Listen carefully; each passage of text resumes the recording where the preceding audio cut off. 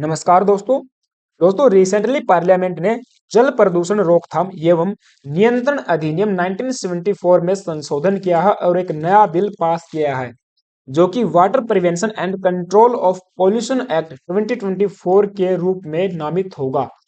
तो आज के सेशन में हम देखेंगे कौन कौन से नए प्रोविजंस ऐड किए गए हैं, क्या प्रमुख परिवर्तन हुए हैं और क्यों अपोजिशन इसका विरोध कर रहा है।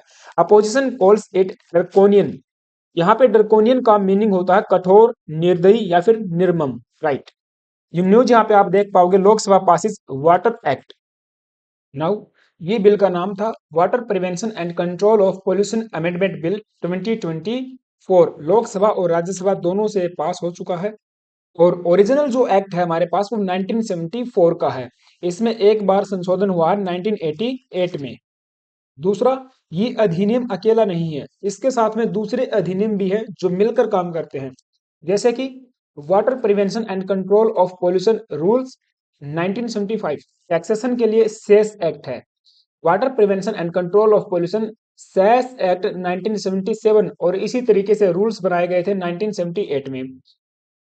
ग्राउंड वाटर को रेगुलेट एंड कंट्रोल करने के लिए मॉडल बिल है एंड इसके साथ साथ इन्वायरमेंटल प्रोटेक्शन एक्ट 1986 और रूल्स 1986 भी काम करते हैं। चलिए अब देखते हैं कौन कौन से प्रमुख संशोधन किए गए हैं। सबसे पहला है कंसेंट एग्जेम्पशन फॉर इस्टाब्लिशिंग इंडस्ट्रीज। यदि आप कोई नया उद्योग धंधा लगाना चाहते हो तो 1974 का एक्ट कहता था आपको स्टेट पोल्यूशन कंट्रोल बोर्ड से प्रीयर कंसेंट लेना पड़ेगा, अर्थात पहले अनुमति लेनी पड़ेगी, उसके बाद ही कोई नया उद्योग धंधा या फिर कोई सीवेज प्लांट आप लगा सकते थे। लेकिन इन सब बातों से छूट दी गई है नए एक्ट में। सेंट्रल गवर्नमेंट और सेंट्रल पॉल्यूशन कंट्रोल बोर्ड दोनों मिलकर कुछ सर्टेन कैटेगरी के इंडस्ट्रियल प्लांट्स को एग्जेम्प्ट कर सकते हैं from obtaining such consent. And इसके अलावा एक मेजर प्रोविजन ये ऐड किया गया है, the bill also adds that the central government may issue guidelines for the grant refusal and cancellation of consent granted by the state pollution control board. जो अधिकार पहले स्टेट पोल्यूशन कंट्रोल बोर्ड के पास में थे, अब वो डायरेक्टली सेंट्रल गवर्नमेंट या फिर आप कहिए सेंट्रल पोल्यूशन कंट्रोल बोर्ड के हाथ में चले गए हैं। और सेकंड प्रोविजन है in appointment of chairman of the state board. 1974 का एक्ट कहता है कि सेंट्रल पोल्यूशन कंट्रोल बोर्ड के चेयरमैन का जो नॉमिनेशन है वो स्टेट गवर्नमेंट करेगी, लेकिन नया एक्ट कहता है कि ये पावर अब सेंट्रल गवर्नमेंट के पास में है और इसके लिए टर्म्स एंड कंडीशन निर्धारित करने की शक्ति भी सेंट्रल गवर्नमेंट के पास में है। अर्थात स्टेट गवर्नमेंट के अधिकारों को छीन के सेंट्रल गवर्नमेंट के हाथ में दे दिया है। तीसरा प्रोविजन है discharge of polluting matter provision के तहत यदि कोई उद्योग पोल्यूटिंग मैटर को जल, तालाब या किसी नदी नाले में बहाता है तो उसके लिए सजा का प्रावधान है। The state pollution control board may issue direction to immediate restrain any activity which is leading to discharge of noxious और polluting matter in water bodies. State board के पास में डायरेक्शन इशू करने का अधिकार था एंड इसके अलावा प्रोहिबिट्स कर सकता था वायलेशन ऑफ स्टैंडर्ड्स। यदि कोई ऐसा करता हुआ पाया गया तो फिर उसके लिए सजा का प्रावधान है। एग्जेम्पशन की अगर हम बात करें तो नॉन पोल्यूटिंग मटेरियल को डिपॉजिट किया जा सकता था on the bank of stream for reclaiming land, और उसमें भी बड़े लेवल पे जांच होती थी कि किस मटेरियल को नॉन पोल्यूटिंग मटेरियल की कैटेगरी में डाला जाए। अगर कोई इनका उल्लंघन करता हुआ पाया गया तो उसके लिए पेनल्टी भी यहाँ पे निर्धारित की गई थी, 1.5 साल से 6 साल की सजा और फाइन या फिर दोनों हो सकते थे। ये प्रोविजन थे 1974 के एक्ट में। लेकिन नया एक्ट इन सब पेनल्टीज को रिमूव करता है। The bill removes the punishment and instead imposes a penalty between 10,000 to 15 lakh. यहाँ पे जेल की सजा को तो हटा दिया गया है, केवल जुर्माने का प्रावधान यहाँ पे रखा गया है 10,000 से 15 लाख के बीच में। अगला प्रोविजन है टेम्परिंग विद मॉनिटरिंग डिवाइसेस, निगरानी उपकरणों के साथ में छेड़छाड़ करना।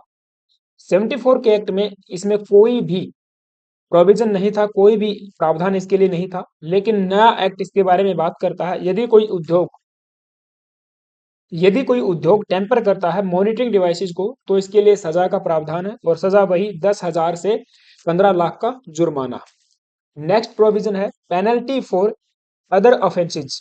अब कोई ऐसे ऑफेंस जिनको मेंशन नहीं किया गया है या फिर एक्सप्लिसाइटली उनको प्रिस्क्राइब नहीं किया गया है, तो उसके लिए 3 महीने की जेल या फिर 10,000 का जुर्माना, या फिर दोनों हो सकते थे 74 के एक्ट में। लेकिन नए बिल में ये जो जेल का प्रावधान है ये रिमूव कर दिया गया है, केवल जुर्माने वाला प्रावधान यहाँ पे रखा गया है, और वही रहेगा 10,000 से 15 लाख के बीच में। नेक्स्ट है ऑफेंसेस बाय गवर्नमेंट डिपार्टमेंट। अब कोई गवर्नमेंट का डिपार्टमेंट है, वो यदि कोई ऑफेंस करता हुआ पाया जाता है, तो 74 का एक्ट कहता है the head of a department will be deemed guilty for offences committed by the government departments. लेकिन शर्त ये है कि डिपार्टमेंट को ये प्रूव करना पड़ेगा कि हमने ये काम करते वक्त बहुत ज्यादा सावधानी बरती थी, लेकिन अनजाने अनजाने में ये ऑफेंस हो गया है, तो उसको फिर छूट दे दी जाती थी। लेकिन नया प्रोविजन कहता है कि छूट किसी को भी नहीं मिलेगी।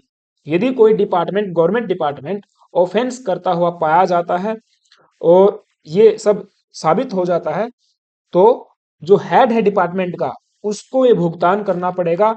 1 महीने की उसकी सैलरी के बराबर जो भी जुर्माना होगा वो उसको देना पड़ेगा।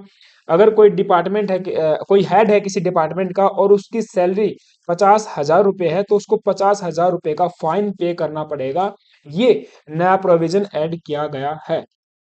अब इसकी सिग्निफिकेंट क्या है और क्यों कांग्रेस पार्टी या फिर दूसरा जो अपोजिशन है इसको विरोध कर रहा है, उस बारे में बात करते हैं। लेकिन उससे पहले आप सभी से छोटी सी रिक्वेस्ट है, अगर आप गाइज चैनल पे नए आए हो तो प्लीज से एक सब्सक्राइब करना और बेल आइकन को प्रेस करके ही जाना। Now significance of the amendment. सबसे पहला बताया जाता है balancing development and environmental protection. अब सरकार का कहना यह है कि हमको एक बैलेंस बना के चलना पड़ेगा between development projects and environmental protection, कि डेवलपमेंट के कार्य भी चलते रहें और हमारे पर्यावरण को भी साथ साथ बचाया जाए, अर्थात सस्टेनेबल डेवलपमेंट की बात की जा रही है। सरकार का कहना है it will ensure that citizens, businesses and companies can operate without the looming threat of imprisonment. पहले सजा का प्रावधान था, अब नए एक्ट में जितनी भी सजा का प्रावधान है उसको रिमूव कर दिया गया है और केवल जुर्माने में तब्दील कर दिया गया है। तो अब जेल जाने का डर किसी को भी नहीं रहेगा, ना बिजनेसेस को रहेगा, ना कंपनीज को रहेगा, ना फिर आम नागरिकों को रहेगा। फॉर माइनर टेक्निकल और प्रोसीजरल डिफॉल्ट्स। तो सरकार ने यहाँ पे 3 शब्दों को का इस्तेमाल किया है, जैसे कि माइनर, टेक्निकल या फिर प्रोसीजरल डिफॉल्ट। अगर इस कैटेगरी में ऑफेंस होता है तो उसको सजा नहीं मिलेगी, ऐसा सरकार का कहना है। दूसरा, enhance transparency in addressing water pollution concerns. The penal consequences of offences will align with the severity of the transgression, जिससे एक साफ सुथरा, फेयर एंड अनुपातिक दृष्टिकोण मिलेगा कि जितना गंभीर अपराध होगा उसी के अनुसार सजा मिलेगी। इसके अलावा स्टेट गवर्नमेंट का ये भी कहना है, ये जो स्टेप सरकार के द्वारा लिया गया है towards ease of doing business, ये देश में विकास लेके आएगा और इससे देश में बिजनेसेस बढ़ेंगे। It would free for businesses from the inspector raj. जो इंस्पेक्टर राज था उससे फ्री करता है बिजनेसेस को, उनको एक छूट प्रदान करता है and provide a better mechanism. It will allow the government to provide certain exemptions to green industries. अब यहाँ पे एक शब्द और इस्तेमाल हुआ, ग्रीन इंडस्ट्रीज। अब कुछ ऐसे उद्योग धंधे भी होते हैं जो क्लाइमेट चेंज को लेकर सतर्क रहते हैं, उसको ध्यान में रख के काम करते हैं, सस्टेनेबल डेवलपमेंट की वे लोग बात करते हैं।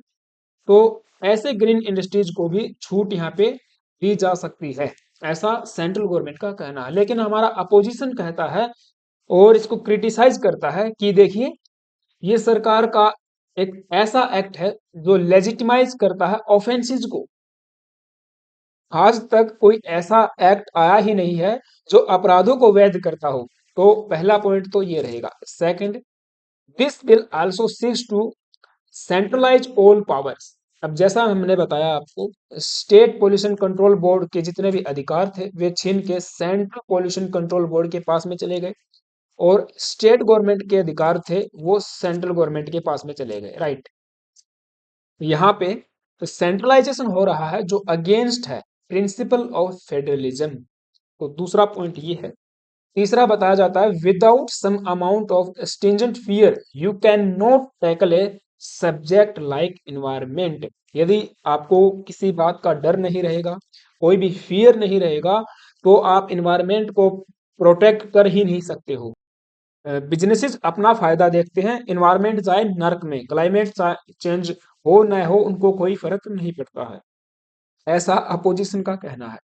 तो दोनों पक्षों की बातें मैंने आपको बता दी हैं, और प्रोविजन क्या क्या थे नए उसके बारे में हमने डिस्कस किया है। आपका क्या ओपिनियन है इस टॉपिक पे, प्लीज मुझे जरूर कमेंट बॉक्स में बताना। और हाँ, चैनल पे आप नए आए हो तो एक सब्सक्राइब करके जाना, बेल आइकन को प्रेस कर देना। Thank you guys, have a nice day, stay tuned and stay with us.